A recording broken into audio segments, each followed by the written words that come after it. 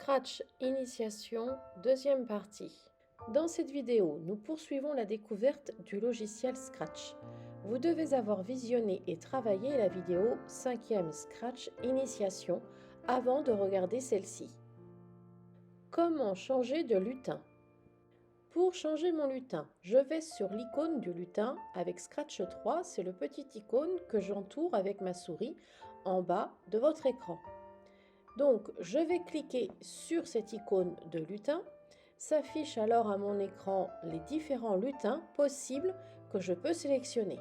Vous remarquerez qu'il existe de très nombreux lutins, tous très différents les uns des autres.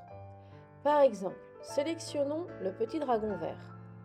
Il s'affiche sur mon écran, il se superpose à mon premier lutin, donc je peux le déplacer avec ma souris. Si finalement je décide de l'enlever, je vais sur le lutin et je clique sur la petite poubelle. Cela enlève le lutin de mon écran. Avec Scratch 2, l'icône du lutin se situe sous la partie où mon lutin exécute le programme. C'est le dessin d'un petit lutin que je vous signale grâce à la souris à votre écran. Utilisation de deux lutins. Je vais rajouter un lutin sur mon écran. Je clique sur l'icône du lutin et je sélectionne par exemple le ballon. Comme le ballon et le chat se superposent, je déplace grâce à ma souris le ballon. Je vais faire un script pour ce ballon. Remarquez bien sur votre écran que c'est le ballon qui est sélectionné. Il est entouré en bleu. Ce n'est pas le lutin chat.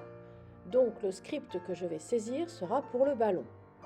Pour faire mon script, je vais donc dans Événements et je fais glisser quand drapeau vert est cliqué.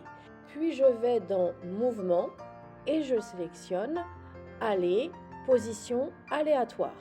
À chaque fois que je vais cliquer sur le drapeau vert, le ballon va prendre une position aléatoire sur mon écran. Quant au chat, il ne bouge pas. Si je clique sur le lutin chat, je m'aperçois qu'il n'a aucun script. Donc, il ne bouge pas à chaque fois que je clique sur le drapeau vert. Cela ne concerne que le ballon.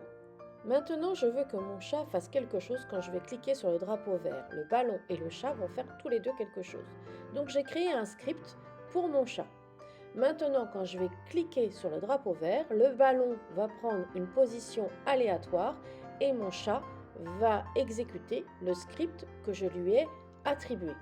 À chaque fois que je clique sur le drapeau vert, le ballon se déplace et le chat exécute son programme. Mettre un fond.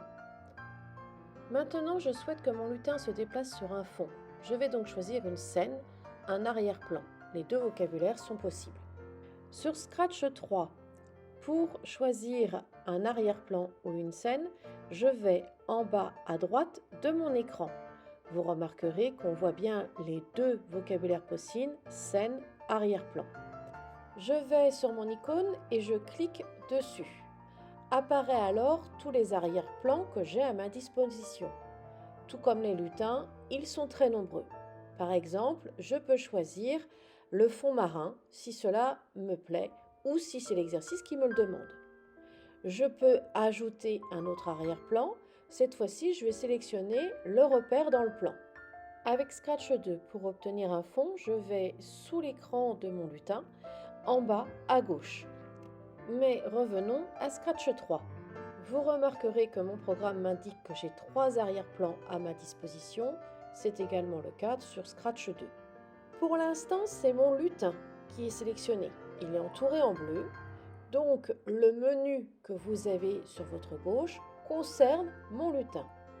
Si je vais sur Arrière-plan et que je clique dessus, vous remarquerez que le menu a été modifié. Dans les onglets en haut apparaît alors le mot arrière-plan puisque c'est ce qui est sélectionné. Si je clique à nouveau sur mon lutin, je récupère mon menu habituel et au lieu du mot arrière-plan, j'ai le mot costume. Si je clique sur arrière-plan, les 3 arrière-plans alors apparaissent.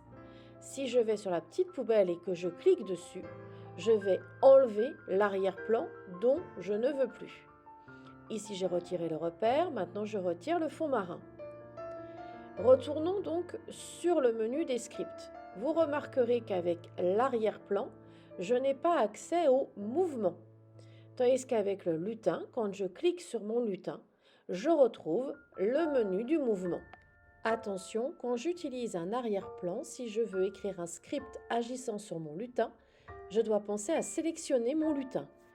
Ce qui est expliqué sur Scratch 3 reste valable avec Scratch 2. La présentation est un peu différente, le vocabulaire aussi. À moi de réfléchir et de m'adapter. Par exemple, comme vu dans la vidéo 5e Scratch Initiation, avec Scratch 3 le stylo n'est pas affiché directement, alors que sur Scratch 2 la fonction est affichée par défaut.